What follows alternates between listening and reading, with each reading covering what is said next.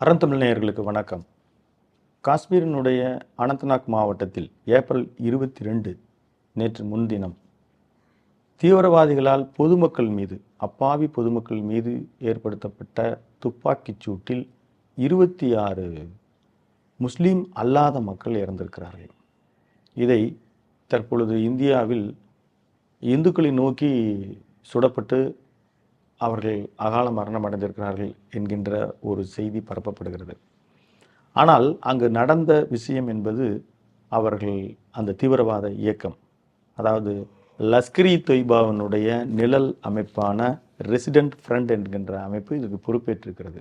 அவர்கள் ஒவ்வொருவரையாக தேடி சென்று முஸ்லீமா அவர்கள் என்கின்ற வகையில் கேட்டு முஸ்லீம் அல்லாத எல்லா மதத்தைச் சேர்ந்தவர்களும் இதில் இறந்திருக்கிறார்கள். நேபாளைச் சேர்ந்தவர் இறந்திருக்கிறார். ஈஸ்டரை கொண்டாட சென்றவர் என்ன மதமாக இருக்கக்கூடும்? கிறித்துவரும் இறந்திருக்கிறார்கள். அமெரிக்கை சேர்ந்தவர் இறந்திருக்கிறார். கப்பற்படையைச் சேர்ந்த இந்த செய்தியை நாம் எல்லோரும் பார்த்து மனம் கணக்கத்தான் செய்தது. 7 நாட்களாக இருக்கிறது திருமணமான ஒரு ஆணை மட்டும் அவர்கள், அதாவது அந்த மணமகனை அவர்கள் கொண்டிருக்கிறார்கள். அதே போல் 2 மாதத்திற்கு முன் திருமணமான ஒருவர் சுடப்பட்டு இறந்திருக்கிறார். இது மாதிரி சிறுக சிறுக எங்கள் பணத்தை சேகரித்து அது ஒரு அழகிய இடம், ஒரு ஃபைன் ஃபாரஸ்ட், அது ஒரு மினி சுவிட்சர்லாந்து என்று சொல்வார்கள். ஒரு 7 கிலோமீட்டர் நடந்து போய் காஷ்மீர்லேருந்து 90 கிலோமீட்டர் அங்கே போய் அந்த இடத்திற்கு, அந்த பஹல்காம் என்ற இடத்தை அடைந்து அங்கே ஒரு அற்புதமான புல்வெளியை அனுபவிப்பதற்கு சென்ற சுற்றுலா பயணிகள், காஷ்மீரே இன்றைய சுற்றுலாவை நம்பிதான் இருக்கிறது. இந்த 370 ஆர்டிக்கிளை நீக்கிய பிறகு அங்கு ஒரு அமைதி பூங்காவாகத்தான் இருக்கிறது. தேர்தல் நடந்து உமர் அப்துல்லா முதல்வராக பொறுப்பேற்ற பிறகு ஒரு அமைதி சூழல் தான் நிலவுகிறது. இதை நம்பி அங்கு சுற்றுலா பயணிகள் சென்றார்கள். அந்த பயணிகளுக்கு நேர்ந்த இந்த சோகம் கூட இந்த அரசு முறையாக ஒரு உளவுத்துறையை இன்டெலிஜென்ட் ஃபெயிலியர் என்று தான் பலரும் சொல்கிறார்கள். தமிழ்நாட்டில் விசிகாவினுடைய தலைவர் திரு தொல் திருமாவர்கள் கூட உங்களை நம்பிதானே போனாங்க, இந்த இடத்த மிக நிச்சயமாக இன்டெலிஜென்ட் ஃபெயிலியர், இதற்காக உள்துறை அமைச்சர் திரு அமித்ஷா அவர்கள் பதவி விலக வேண்டும் என்று அவர் சொல்லியிருக்கிறார். இப்படி ஒவ்வொரு கருத்துக்களாக நாம் என்னுடைய சொந்த கருத்துக்கள் எதுவும் இல்லாமல் இங்கு நடைபெற்றிருக்கிற சம்பவங்கள் என்ன அப்படின்றத மட்டும் பார்ப்போம். இந்த சில நேரங்களில் அது எப்படி தேர்தல் வரும் பொழுது மட்டும் இந்த மாதிரி ஏதாவது ஒரு பெரிய மாநில தேர்தலோ அல்லது ஒரு மத்திய தேர்தலோ வரும்போது இப்படி ஒரு தாக்குதல் நடைபெறுவது அப்படின்னு நம்ம எடுத்துக்க முடியாது. அந்த மாதிரி நம்ம சந்தேகிக்க முடியாது. 1999 கார்கில் போர் நடைபெற்றது. அதற்கடுத்து 2001 பார்லிமெண்ட் அட்டாக் நடைபெற்றது. 2008 அப்போ காங்கிரஸ் கவர்மெண்ட் தான், மும்பையில் மிகப்பெரிய ஒரு தாக்குதல் நடைபெற்றது. 2016 உரி தாக்குதல் நடைபெற்றது. 2019 புல்வாமா தாக்குதல் நடைபெற்றது. இந்த மாதிரி வரிசையாக ஒரு தாக்குதலின் பெரிய இழப்புகளை நம்ம சந்திச்சுக்கிட்டு தான் இருக்கோம். இந்த மாதிரி தாக்குதல், அதாவது இன்னைக்கு ஒரு அமெரிக்காவினுடைய துணை அதிபர் ஜேடி வான்ஸ் வந்திருந்தார். அவர் வந்திருந்த பொழுது இந்த மாதிரி நடத்திருக்கிறாங்க. அப்போ இது ஒரு உலக அளவில் ஒரு அட்டென்ஷன் கிரியேட் பண்ணுறதுக்காக ஏதேனும் இங்கே உள்நாட்டு சதி நடந்திருக்குமா அப்படின்றது சொல்கிறாங்க. ஆனால் இதற்கு முன்னால் அதிபராக இருந்த பில் கிளின்டன் இங்கே இந்தியாவுக்கு வந்த பொழுதும் அந்த தருணத்திலும் இது மாதிரியான தாக்குதல் நடைபெற்றது. இது மாதிரி தொடர்ந்து தாக்குதல், இந்த காஷ்மீர் பள்ளத்தாக்குகளில் ஒரு அழகிய அந்த இடத்தில் ரத்தம் சிந்திய நாட்கள், அந்த கலவரங்கள் ஏராளமாக இருந்திருக்கின்றன. காஷ்மீர் தீவிரவாதிகள் 2000ஆம் ஆண்டு இந்த இடத்துல தான் பில் கிளின்டன் இந்தியாவுக்கு வராரு. அப்போது தெற்கு காஷ்மீரினுடைய சதீஷ் சிங் போராவில் நடைபெற்ற ஒரு தீவிரவாத தாக்குதல், சீக்கியர்கள் 39 பேர் அவர்கள் இறந்து போனார்கள். முஸ்லீம் அல்லாதவர்கள் இறக்கிறார்கள். இதை நீங்கள் நம்ம தயவு செய்து நம்ம எல்லாரும் அதை கவனத்தில் கொள்ளணும். அதே ஆண்டில் அமர்நாத் யாத்திரை முகாம் மீது தீவிரவாதிகள் நடத்திய தாக்குதலில் 30 பேர் கொல்லப்பட்டார்கள். இந்த ஆண்டு கூட வர ஜூன் 3ஆம் தேதியிலிருந்து அமர்நாத் யாத்திரை துவங்குகிறது. அடுத்த ஆண்டில் ஷேனாக் என்ற இடத்தில் 19 யாத்திரிகர்கள் சுட்டுக் கொல்லப்பட்டார்கள் 2001ஆம் ஆண்டில். அதே போல் 2002ஆம் ஆண்டு ஒரு தீவிரவாத தாக்குதல், 11 பேர் கொல்லப்பட்டார்கள். 2019 புல்வாமா தாக்குதல், முதல்ல யாருக்குமே அந்த தீவிரவாத தாக்குதலுக்கு அது ஒரு பாம்பு பிளாஸ்டுக்கு பொறுப்பேற்கல. பின்னர் தேசி முகமது அதற்கு பொறுப்பேற்றுக் கொண்டார்கள். அங்கே 40 சிஆர்பி வீரர்கள் இறந்தார்கள். இது மாதிரி ஒவ்வொரு காலகட்டத்திலும் பெரிய தாக்குதலையும் இழப்புகளையும் நாம் சந்தித்து தான் வருகிறோம். 2008 காங்கிரஸ் அரசு நடைபெற்று கொண்டிருந்த பொழுது நடைபெற்ற மும்பை தாக்குதல் அப்படின்றது, இதற்கு மூளையாக செயல்பட்டவர் தவகர் உசேன் ராணா என்கின்ற ஒரு நபர். இவர் அமெரிக்காவில் கைது செய்யப்பட்டு சமீபத்தில் இந்தியாவுக்கு கொண்டு வரப்பட்டிருக்கிறார்.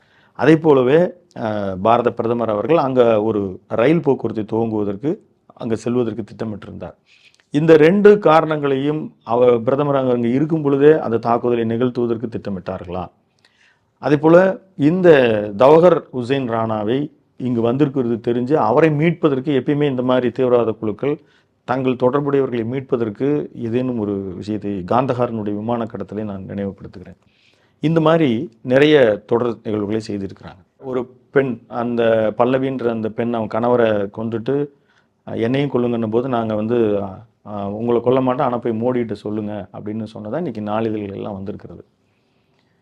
இந்த செய்தி உள்ளத்தை உருக்குவதாகவும் அதே தருணத்தில் அந்த பல்லவி சொல்லியிருக்காங்க. அந்த நேரத்தில் அங்கே சுற்றியிருந்த இஸ்லாமிய ஒரு சகோதரர்கள் தன்னுடைய சகோதரன் தான் அப்படின்றாங்க. பிஸ்மில்லா பிஸ்மில்லான்னு அலறிட்டு அவங்க அவர்களை காப்பாற்றியதாகவும், அதே போல் உசேன் ஷா அப்படின்ற ஒரு குதிரை வீரன் அங்கே இருக்கிற துப்பாக்கி போய் பறிமுதல் செய்வதற்காக அவன் நெஞ்சில் குண்டு வாங்கி இறந்திருக்கிறார்.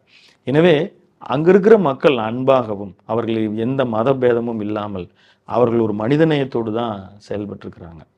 நம்மளுடைய அமரன்ற திரைப்படம் எடுத்த இயக்குனர் ராஜ்குமார் அவர்களும் இந்த நிகழ்ச்சி குறித்து சொல்லும்போது, நாங்கள் பல நாட்கள் அந்த பஹல்காம் பகுதியில் தான் நாங்கள் படப்பிடிப்பு நடத்தியிருந்தோம், அங்கே இருக்கிற மக்கள் எல்லாம் எங்களை அன்போடு தான் கவனித்து கொண்டார்கள் என்று குறிப்பிடுகிறார். இந்த தாக்குதலால் நாம் பெரும் துயரங்களை இந்திய மக்கள், இந்திய அரசாங்கங்கள், இந்திய உளவுத்துறை மிகப்பெரிய பாதிப்பு உள்ளாகியிருக்கிற இதே தருணத்தில் இந்த விஷயத்தை இதற்கு யார் மூளையாக காரணமாக இருக்கக்கூடும் என்கின்ற பாகிஸ்தான் அதுக்கு எப்படி ரியாக்ட் பண்ணுது? அவங்களுடைய பாதுகாப்பு அமைச்சர் அதை பற்றி குறிப்பிடும் பொழுது, இது உள்நாட்டு பிரச்சனை, இது அவங்களுடைய உள்ள மணிப்பூரில் நடக்குது, அஸ்ஸாமில் நடக்குது, அதனுடைய உள்நாட்டில் ஒரு தீவிரவாத குழு உருவாகி இந்த மாதிரி நடத்திருக்காங்க. அப்போ காஷ்மீரில் 370 காஷ்மீரினுடைய அங்கம் அங்கே இருக்கிற பிரச்சனைங்க நாங்கள் எப்படி பொறுப்பாவோம் அப்படின்னு அவர் தெரிவித்திருக்கிறார்.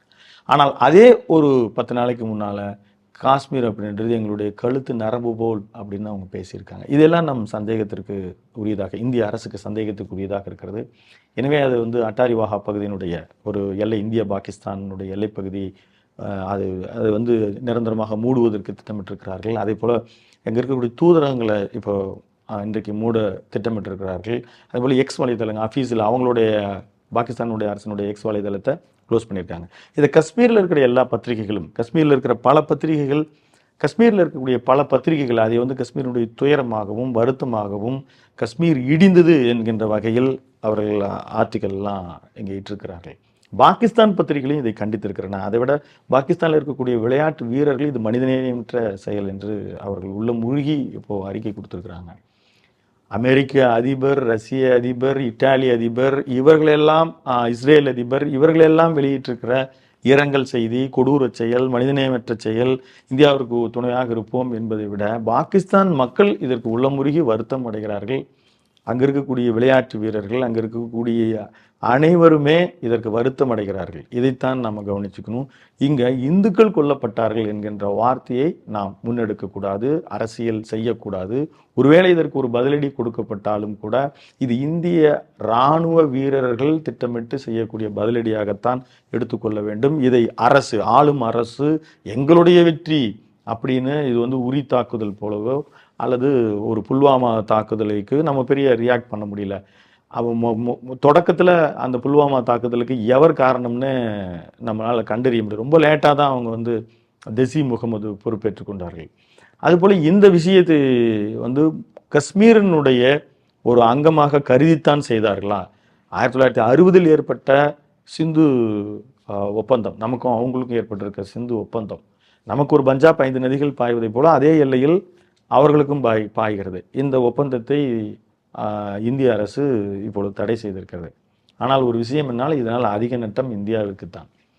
அதே போல் ஒரு விஷயங்களிலும் இதை ஒரு அரசு ஒரு இராணுவ தீர்வாக கொண்டு செல்லாம். ஏன்னா இப்போ பாகிஸ்தான் அங்கே ஏவுகணை சோதனை செய்கிறார்கள். இங்கே இந்தியா ஒரு முப்படைகளையும் தயார் நிலையில் வைக்கிறது அப்படின்னு உடனே பாகிஸ்தான் அவர்களும் அதை எதிர்கொள்ள தயாராகிறார்களா அல்லது தாக்குதலுக்கு தயாராகிறார்களா என்று ஒரு பெரிய சந்தேகமும் ஒரு பதட்ட நிலையும் தொடர்கிறது. இதை சர்வதேச சமுதாயம் அத்தனையுமே இந்த தருணத்தில் இந்தியாவிற்கு துணையாக நிற்கிற அதே தருணத்தில் பாகிஸ்தான் இந்த மாதிரி விஷயங்கள் தனித்து விடப்பட்டு தான் இருக்கிறது. ஏற்கனவே இன்னைக்கு இந்து நாளிதழ், ஆங்கில நாளிதழில் கட்டுரையாளர் ஒருவர் எழுதியிருக்கிறது, ஒரு பேரலிசிஸ் வந்து தான், அதாவது அவர்கள் வந்து ஒரு முடக்கப்பட்ட பொருளாதாரத்தில் பாகிஸ்தான் இருக்கு. அப்போ இப்படி இருக்கும் பொழுது இதற்கு அவர்களுக்கு எப்படி அந்த ஒரு தைரியம் வருகிறது? இது மாதிரியான தீவிரவாத தாக்குதல், இது மாதிரியான ஏப்ரல்லிருந்து மே ஜூன் வரைக்கும் பல ஆண்டுகளுக்கு பின்னோக்கி நம்மளுடைய ட்ராக் ரெக்கார்ட்ஸ் வருகிற அட்டாக் பார்க்கணும்னா இந்த காலகட்டத்தில் நடைபெறுவது. தீவிரவாதிகள் இந்தியாவுக்குள் வருவதும் இந்தியாவிலிருந்து வெளியேறக்கூடிய வழி என்பது பாகிஸ்தான் தான். அவர்கள் புகலிடம் கொடுக்கிறார்கள், அவர்கள் தூண்டுகிறார்களோ இல்லையோ நடைபெறுகிற சம்பவங்களுக்கு முன்கூட்டியே அவர்களுடைய இன்டெலிஜென்ஸுக்கு தெரிஞ்சாலும் கூட அதை அமைதி காக்கிறார்கள் என்கின்ற சந்தேகம் இந்தியாவிற்கு எப்பொழுதும் வலுவாக உண்டு. அத்தனை ஊடகங்களும் இங்கே இருக்கிற இன்டெலிஜென்ஸ் பீரோவில் இருக்கக்கூடிய அத்தனை பேருக்கு இந்த சந்தேகம் உண்டு. அதனால தான் இந்த நடைபெறும் சம்பவங்கள் அத்தனையுமே பாகிஸ்தான் நோக்கி பார்க்கப்படுகிறது. இதுக்கு நிச்சயமாக ஒரு இராணுவ தீர்வு அல்லாமல் ஒரு அரசியல் தீர்வாக இதை செய்தவர்கள், இந்த குற்றத்துக்கு போய் கடுமையாக புரிந்தவர்கள் யாரோ அதை சர்வதேச நீதிமன்றத்திற்கு கொண்டு சென்று அதை முறையாக அது தீர்க்க வேண்டும். இந்த தருணம் மிகச்சரியாக காஷ்மீரினுடைய ஒரு அரசியல் தீர்வு எட்டப்பட வேண்டிய தருணம். மேலும் இது போன்ற அப்பாவி மக்கள் உயிரிழக்காமல் காக்க வேண்டிய கடமை, அதுக்கான பொறுப்பும் நமது அரசாங்கத்திற்கு மட்டுமல்ல ஒவ்வொரு குடிமக்கனுக்கும் இருக்கிறது. நம்முடைய தமிழ்நாட்டைச் சேர்ந்த பாடகியும் நடிகையுமான ஆண்ட்ரியா அவர்கள் ஒரு கருத்தை சொல்லியிருக்கிறாங்க. இதை வந்து ஒரு மதத்துக்கு எதிராக திருப்பாமல் இதை வந்து ஒரு நல்ல ஒரு மத நல்லிணக்கத்தாகவும் இது தேசத்துக்கு எதிரான ஒரு விஷயமாகத்தான் பார்க்கணும், ஒரு குறிப்பிட்ட மதத்துக்கு எதிராக பார்க்கக்கூடாதுன்னு ஒரு நல்ல செய்தியை சொல்லியிருக்கிறார்கள். நாம் எல்லோரும் அதை தான் சொல்லுவோம். ஆனால் அவர் எந்த அரசியல் கருத்துக்களும் நான் பெரும்பாலும் நான் வெளியில் சொல்ல மாட்டேன். இதை நான் இந்த சொல்ல வேண்டிய தருணத்தில் இருக்குன்னு அவங்க குறிப்பிட்டிருக்கிறார்கள். அவர்களுடைய வாசகத்தையே சொல்லி நான் இந்த காணொளியை முடிக்கிறேன். இது வந்து நிச்சயமாக ஒரு குறிப்பிட்ட மதத்துக்கு எதிரான ஒரு செயலாக அவர் வந்து தீவிரவாதிகளாக ஒரு மதத்தை முன்னிறுத்தாமல் அவர்களும் எங்கும் தேடி தேடி இந்துக்களை கொல்லவில்லை. சீக்கியர்கள் இருந்திருக்கிறார்கள், கிறிஸ்துவர்கள் இருந்திருக்கிறார்கள், வெளிநாட்டைச் சேர்ந்தவர்கள் இருந்திருக்கிறார்கள், இஸ்லாமியவர்கள் அல்லாதவர்களை நோக்கி அவர்கள் கோபம் பாய்ந்திருக்கிறது. அது முட்டாள்தனமானது. எனவே நிரந்தர ஒரு அரசியல் தீர்வும் அமைதியும் திரும்ப வேண்டும். இந்த உயிரிழப்பு நடந்த குடும்பத்தார்கள் அவர்களுக்கும் ஒரு அமைதியும் ஒரு சாந்தமும் நிலவட்டும் என்கின்ற பிரார்த்தனையோடு ஒரு விரைவில் தீர்வு எட்டும் என்ற நம்பிக்கையோடு இந்த காணொளியை நிறைவு செய்கிறோம்.